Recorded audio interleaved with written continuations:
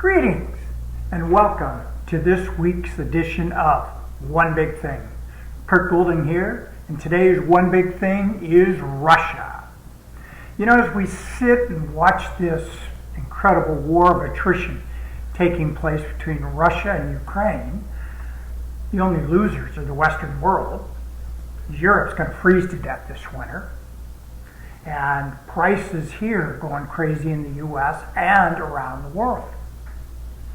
So while all these sanctions are being put on Russia, yeah, they're hurting them, but look, they can't get their hands on parts, and it's killing their manufacturing business.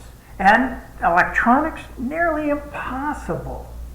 So they're racking up lots of money, being the world's largest exporter of wheat and those high prices and what that's doing for them, and the massive revenues from the oil and gas that they're selling.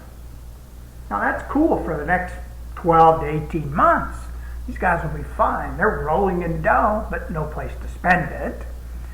So what have they done?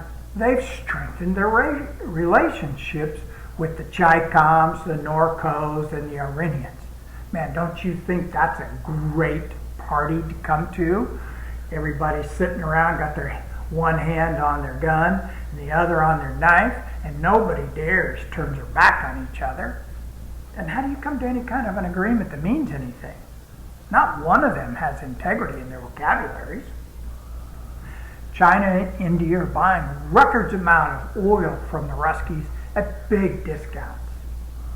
Now, here's something that is just crazy. Can you believe that there are countries buying cheap Russian oil, transloading it to another ship waiting offshore, creating new paperwork, and voila! Somebody else is exporting up to 1 million barrels a day into Europe that may have come out of Russia. Whoa, it's amazing. Now, it appears that Malaysia has tapped into some vein of miraculous self-reproducing oil. Now, they're only pumping about 600,000 barrels a day, yet somehow they're able to ship 800,000 barrels. Whoa, it's a miracle. I also hear that the UAE, there must be a little stream there of that oil is happening there, and they're having the same kind of miraculous reproduction going on to where they can ship more than they pump. So this is going to be a lot of fun for the next 12 to 18 months. But here's something that, we don't always talk about, some of the details that's happening. It was the U.S. and Western European oil companies that went in and rebuilt their broken down, decimated oil industry starting in the 90s. And the majority of the oil that comes out of Russia comes out of Siberia. This is an area where they have the permafrost, some 5 feet down.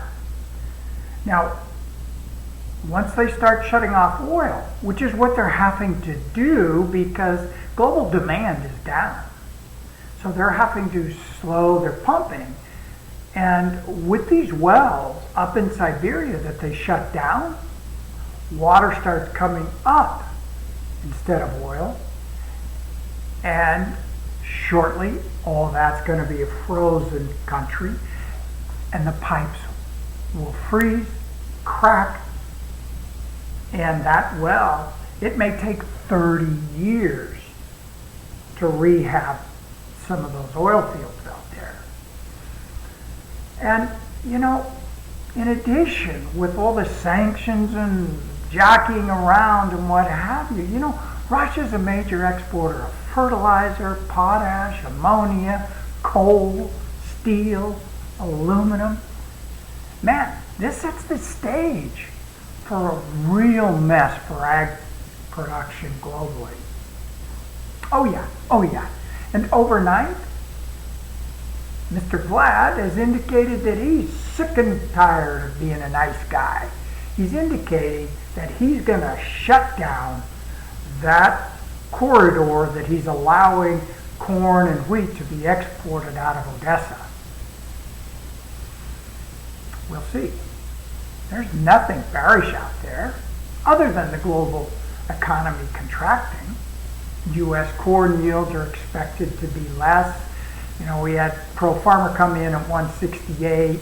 FC Stone was somewhere around 172. The old Sparks Group came in at 171 and change. It's going to be tight globally for corn. So we'll see what the Gov has to say next week. Now, soybean yields look like they're going to get better.